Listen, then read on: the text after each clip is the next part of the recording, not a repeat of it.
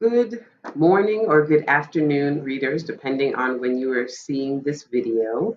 Today, I want to talk to you about identity. And I want to talk to you about identity because good readers are aware of what their identity is and they think about how it can influence their understanding of a text. Identity can either be, again, our superpower, and it can help us really experience and and empathize with an experience that a character is having because we've walked in that experience ourselves and we know what that feeling is like. We know what that experience is like. Or it could limit our understanding. Perhaps that's so far out of the realm of what we have known to be true that it really challenges us. Maybe it creates a barrier, and maybe it's difficult for us to connect with that character or empathize with that character because what they're sharing, what they're experiencing is, again, so foreign to our own lives. So I want to start off by sharing a story with you guys about a time that I felt my reader's identity enhanced my understanding of a story. So this past year, I was a part of a literature circle or book club, and I read this book called Fist Stick Knife Gun. I read both the book and the graphic novel version of it. And there is an experience that the narrator recounts in which him and his brothers go to the park.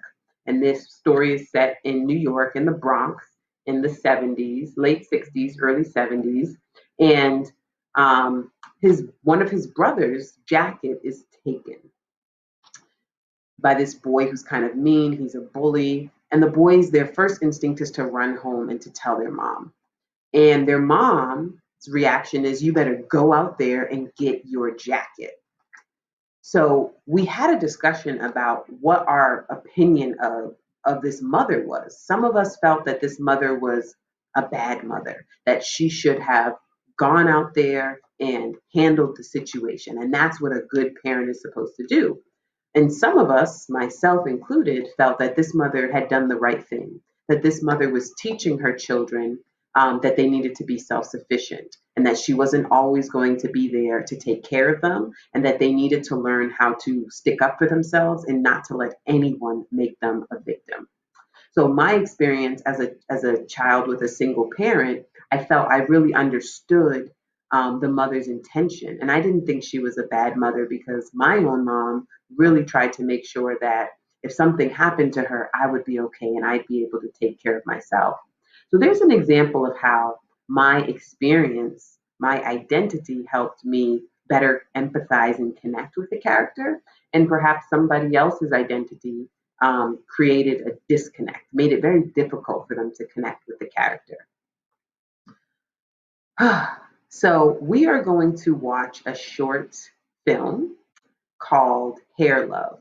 And as you're watching the film, I want you to think about which characters you sympathize with, which characters you connect with. And I also want you to think about which characters are difficult for you to connect with. And we're going to think about perhaps how our identity makes it easier for us to connect with a character or makes it more difficult for us to connect with the character. All right, we will take a look at this video. I'm interested to hear your thoughts.